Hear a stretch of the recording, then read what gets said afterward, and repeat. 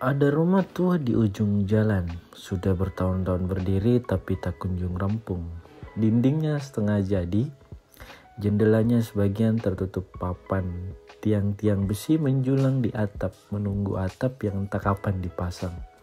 Orang-orang sering menggeleng saat melewatinya. Sayang banget ya, rumah segede itu tapi gak selesai-selesai. Tapi aku tahu rumah itu, aku tahu siapa pemiliknya, itu rumahku. Bukan rumah fisik, tapi rumah yang aku bangun di dalam diriku. Perlahan, penuh harap, penuh luka. Rumah yang seharusnya menjadi tempat pulang, tempat tenang, tempat aku bisa berkata, akhirnya aku utuh. Tapi rumah itu tak pernah selesai dan untuk waktu yang lama aku merasa itu salahku. Aku tumbuh besar dengan satu keyakinan, hidup harus jelas arahnya. SD, SMA, kuliah, kerja, nikah, punya anak, dan pensiun. Titik-titik yang sudah ditentukan, seperti peta yang tinggal diikuti. Tapi tidak semua orang diberi peta. Aku lahir di keluarga yang baik, tapi biasa aja. Tak miskin, tak kaya, tapi juga tidak punya warisan mental akan siapa aku dan harus jadi apa. Semua seperti dibiarkan tumbuh sendiri. Ayahku diam, ibuku sibuk. Sekolah cuma mengajar cara lulus ujian, bukan cara mengenal diri, dan dunia menuntut kita menjadi sesuatu. Aku bahkan belum tahu aku ini siapa. Jadi aku menebak, meniru, mencoba semua hal, dari organisasi sampai komunitas, dari bisnis kecil sampai ide besar, dari kerja kantoran sampai freelance. Tapi makin dicoba, makin banyak yang berantakan. Seperti tukang bangunan yang mengerjakan semua ruangan sekaligus, tapi tak satu pun yang selesai. Ada hal-hal yang masuk ke dalam rumah tanpa diundang. Trauma masa kecil, ekspektasi orang tua, rasa bersalah karena mengecewakan banyak orang. Pintu rumah dalam diriku tak punya kunci yang kuat, jadi semuanya masuk seenaknya. Suara-suara dari masa lalu bergema dalam dinding. Kamu gak cukup pintar, kamu cuma beban, dan kamu gagal. Sialnya, aku percaya. Lalu aku membiarkan suara-suara itu mendesain rumahku. Mereka memilih warna cat, menata kursi, bahkan mengatur siapa yang boleh masuk. Dan pelan-pelan, rumah itu tak lagi milikku. Aku hanya menumpang tinggal di dalamnya. Pernah satu masa aku ingin rumahku terlihat indah, jadi aku pasang wallpaper. Dari luar orang lihat aku sibuk, produktif, sukses. Aku mulai dipanggil jadi pembicara, dibayar menulis, diajak proyek. Tapi wallpaper itu hanya menutupi retakan dinding, dan tiap malam saat sendirian aku tahu rumah ini kosong. Tidak ada kehangatan, tidak ada kejujuran, tidak ada diriku sendiri di dalamnya. Dan aku takut mengundang siapapun masuk. Karena jika mereka tahu bagaimana isi dalamnya, mereka akan pergi. Sampai akhirnya aku lelah sendiri melepas satu persatu wallpaper, menerima bahwa rumahku tidak sempurna, tapi setidaknya itu rumahku.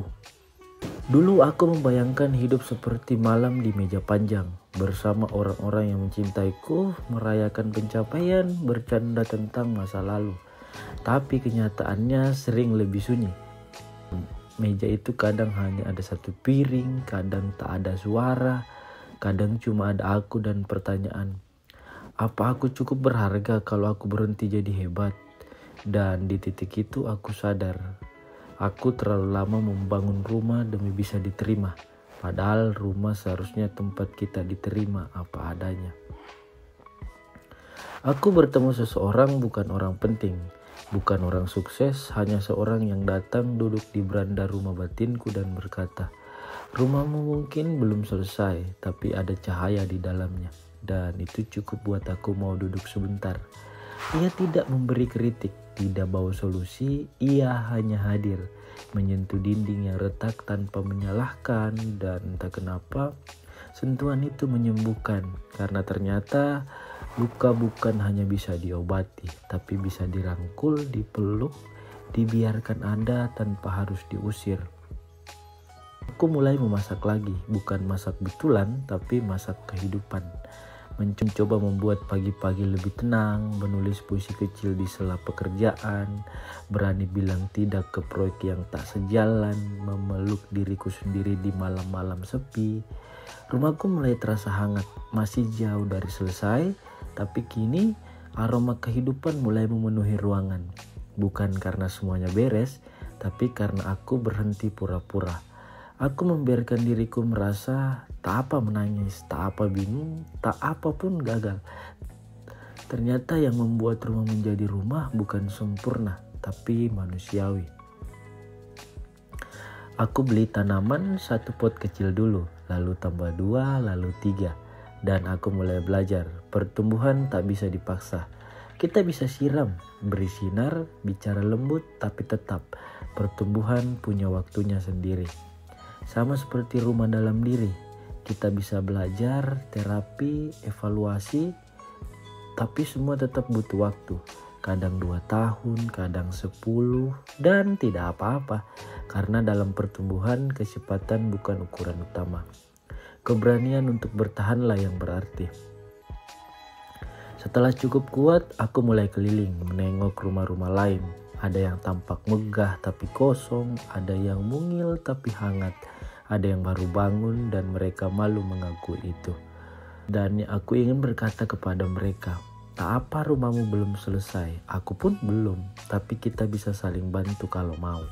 Dan sejak saat itu aku percaya, mungkin tugas hidup kita bukan membangun istana untuk diri sendiri, tapi menjadi tetangga yang baik bagi sesama tukang bangunan. Aku mulai membuka rumahku, mengundang masuk orang-orang yang jujur, yang tak takut melihat tembok yang belum dicat, yang tertawa walau lantai masih berdebu. Dan aku mulai menyadari kebahagiaan bukan soal rumah selesai atau tidak, tapi soal siapa yang kita undang masuk.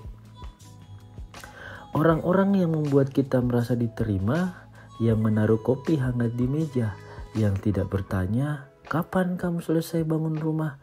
Tapi bertanya, apa yang bisa aku bantu hari ini?